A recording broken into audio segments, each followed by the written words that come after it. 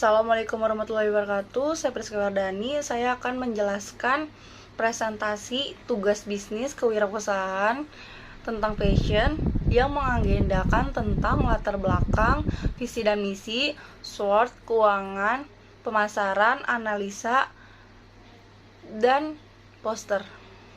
Yang pertama, saya akan menjelaskan tentang latar belakang passion. Fashion bukan lagi menjadi barang mahal saat ini, dan banyak orang yang mengambil peluang bisnis satu ini untuk dijadikan bisnis di masa depan yang menjanjikan. Usaha fashion merupakan usaha yang paling banyak diminati wanita, terutama mereka yang memiliki modal besar. Bukan hanya pemilik modal besar saja, namun bagi mereka yang bermodal kecil pun tanpa modal juga bisa memiliki usaha fashion ini. Fashion sampai kapanpun tetap menjadi kebutuhan banyak orang, sehingga peluang usaha ini tetap menjadi pilihan banyak orang. Fashion telah menjadi salah satu bagian yang amat sangat penting dalam kehidupan masyarakat Indonesia. Dari model terkenal, artis ibu kota, hingga pejabat serta kaum jalan pun masih menjadikan fashion sebagai salah satu hal yang paling penting dalam kehidupannya. Mulai dari produk fashion yang memiliki brand besar dengan harga yang sangat fantastis, produk brand Cina atau produk lokal yang murah, hingga produk barang bekas impor pun mampu menjadi peluang bisnis di dunia bisnis fashion. Selanjutnya, saya akan menjelaskan visi dan misi. Yang pertama, visi. Visi perusahaan adalah arah dan tujuan perusahaan baju untuk di masa mendatang. Yang kedua, visinya karena kita akan membawa perusahaan ini dan bagaimana akan pencapaiannya. Yang kedua yaitu misi. Misi di perusahaan ini adalah fokus pada apa yang akan dilakukan di masa mendatang. Yang kedua, tentukan siapa konsumen Anda dan bagaimana kita melayani konsumen tersebut. Dan yang ketiga adalah langkah-langkah bisnis dan bagaimana cara kerja yang akan diterapkan untuk mencapai sebuah tujuan. Selanjutnya saya akan menjelaskan tentang SWOT. Yang pertama adalah strength. Dalam strength ada 3 hal yang meliputi di dalamnya, yaitu yang pertama adalah produk.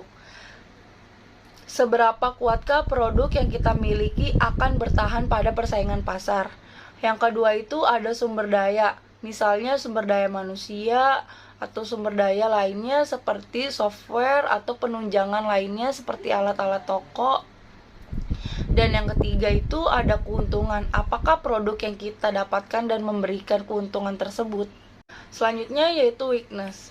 Di dalam weakness meliputi 2 aspek, yaitu yang pertama adalah modal yang kurang untuk melengkapi koleksi pakaian yang kita jual atau fasilitas yang belum komplit.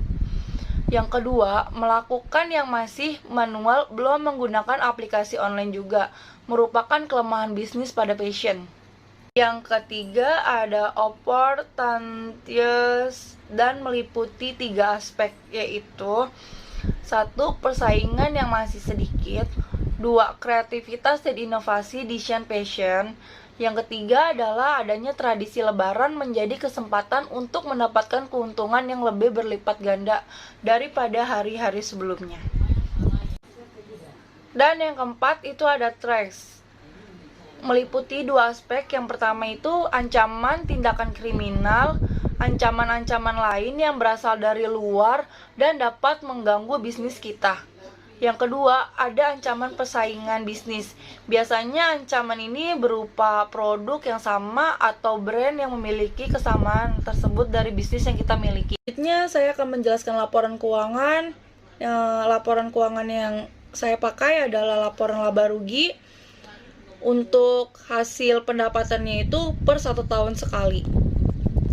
Yang pertama itu laba kotornya mencapai 1.158.412.329 rupiah, yang dimana ada biaya-biaya sebesar 1.057.740.000 rupiah, yang di bawahnya masih banyak biaya-biaya lainnya seperti biaya gaji karyawan 176.500.000, biaya sewa 72.500.000, biaya listrik air telepon 15.750.000, biaya internet mencapai 10.750.000, biaya endorse kepada influencer sebesar 33.600.000, pembelian barang mencapai 500.780.000, dan biaya lainnya sebesar 95 juta.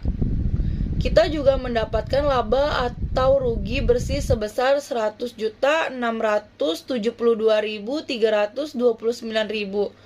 Pajak penghasilannya itu dipotong sekitar 0,5% per tahun yang mencapai 5.792.062 rupiah. Jadi, total laba atau rugi setelah potongan pajak yaitu adalah 95.880.267 rupiah. Selanjutnya saya akan menjelaskan strategi pemasaran. Strategi pemasaran yang saya pakai adalah yaitu seperti membuat konten atau giveaway, menggunakan influencer untuk meningkatkan merek, membuat website, membuat iklan produk, dan memanfaatkan teknologi terbaru untuk mencapai tujuan dan target bisnis fashion yang ada. Yang terakhir yaitu saya akan menjelaskan analisa bisnis fashion pada hari biasa maupun di hari raya Idul Fitri atau Lebaran. Biasanya busana untuk wanita seakan tidak ada matinya.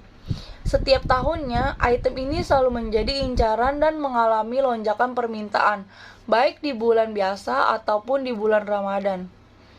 Kebutuhan untuk mengevaluasi penampilan sesuai tren yang berkembang menjadi alasan utama mengapa para wanita memilih dan mengupdate pakaiannya setiap bulan atau bahkan beberapa kali dalam sebulan. Yang keduanya itu adalah berbelanja pakaian baru menjadi salah satu tren atau tradisi menjelang Lebaran. Pembeli pasti memadai pusat-pusat perbelanjaan saat mendekati Lebaran. Mereka berburu pakaian atau dipakai saat hari raya Idul Fitri. Setali 3 uang, pedagang pakaian meraup keuntungan ketika momen Lebaran. Cukup sekian presentasi bisnis kewirausahaan saya, kurang lebihnya mohon maaf. Wassalamualaikum warahmatullahi wabarakatuh.